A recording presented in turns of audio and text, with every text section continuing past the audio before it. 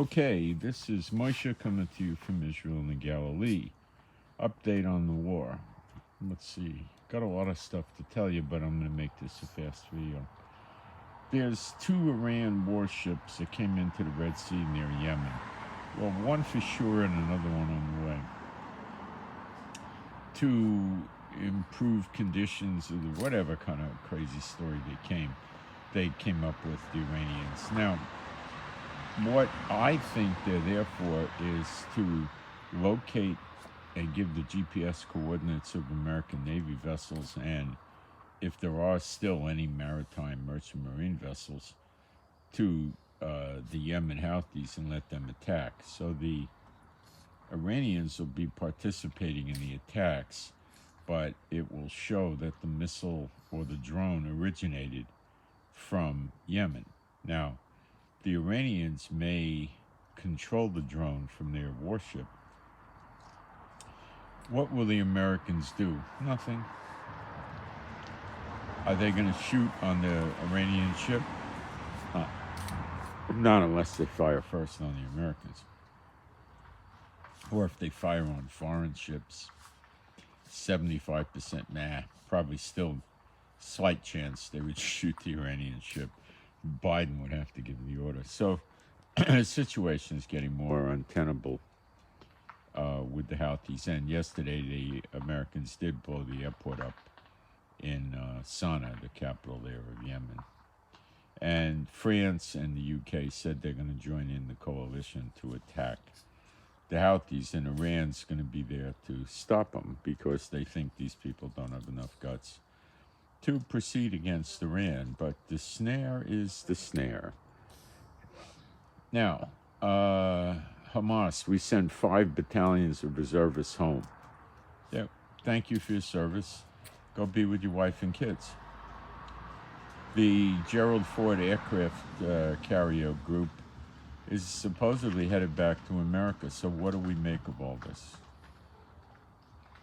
Well, I'm going to cover this in depth tomorrow on the live stream, but the quick version is Biden and Netanyahu reached some sort of an agreement to end the Gaza war soon, which leaves a lot of open-ended questions. What happens to the people in Gaza, since 85% of the houses are damaged or non-existent? The sewers are gone, the electric's gone, the sidewalks are gone, the streets are gone, the traffic lights are gone, the parking spaces are gone, the malls and the shops are mostly gone.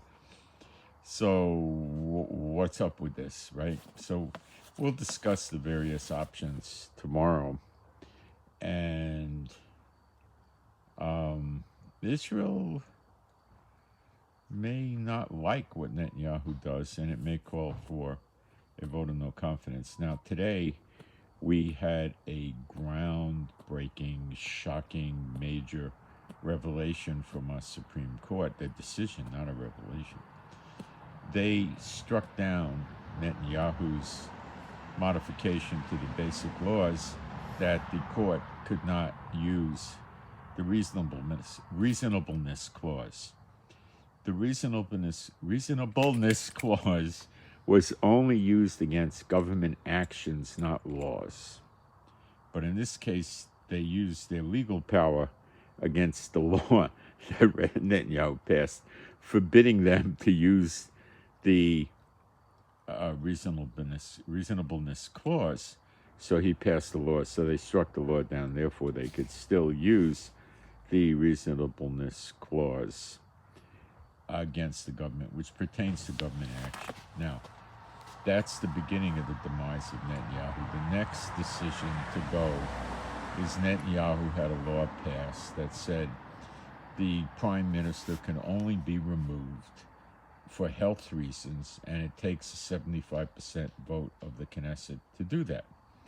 So in other words, what he's saying, I could commit corruption, forgery, I could hang people in my own house, torture people, rape children, throw people out of helicopters, burn buildings, arrest business competitors in my family, and you can't do anything to me unless my health fails. Well, obviously that law is a joke, and it's going to go. And that leaves Netanyahu in a bad way because he made a deal with the courts to not enter politics when they let him run for office because he was involved in the 3 criminal cases, which he still is. So what they're going to probably do, people are filing complaints, is they'll strike that law down because it's absolutely stupid. So that leaves him vulnerable to be removed from office. And they could use the reasonableness clause, or it's not a clause, the reasonableness practice. Reasonableness practice. I'm tongue twisting on that sucker. I never do that. The reasonableness practice of the court to tell Netanyahu it's not reasonable for you to remain in office because you're modifying the judicial system to get out of jail free, and order him to step down. Watch. That's the direction this is going quickly. Now, I think maybe Biden wrote Netanyahu off because Netanyahu was kicking against Biden's prodding regarding Gaza and the war, because Netanyahu had to worry about his own political situation and votes of no confidence and stuff like that. Biden could be sick and tired of him and would rather see Netanyahu go. And then he's going to deal with Gantz, which he may think will be easier to deal with. If Gantz gets in place of Netanyahu, the first 90 days, whatever Gantz does, he's going to have a free pass. And he knows that. So he could be worse than Netanyahu, probably not. Probably slightly better for the people and a little bit better, but he's still no good. Answering to the powers of the air, he's not going to be any good. So don't think there's any relief coming. There's not. It'll just look different. That's all it will do. That's it.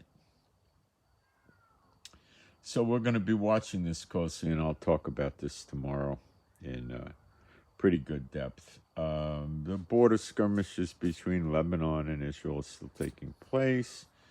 Gaza's rocket launching capabilities still way down, probably 85%, 90%. It's pretty low.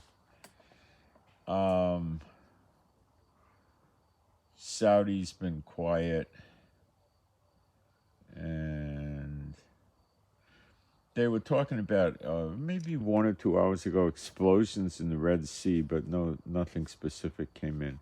So we don't know what that is. It could be some ship struck a naval mine the Houthis laid, or some rockets crashed in the sea or hit ships in the sea. I have no idea. All we heard was explosions in the Red Sea. Nothing's yet verified, but I expect by the end of the night or very early in my morning we'll have the details on this. So what you should get out of this is there's a lot of changes taking place now on a grandiose level in the political structure in Israel. Okay? That's the important message. And that's what I got. Let me think if there's anything I'm missing here. The warships, the Iranian warships in the Red Sea is very, very serious event. Very serious event. That could escalate in a grandiose way. What if Iran says, well, Biden's such a punk, let me sink an aircraft carrier and see what he does? Iran's that crazy. What happens? I don't know. We'll see. All right, guys.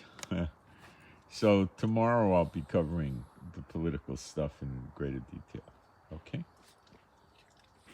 I send my shalom to all those who love Yeshua HaMashiach, and I'm out. Thanks.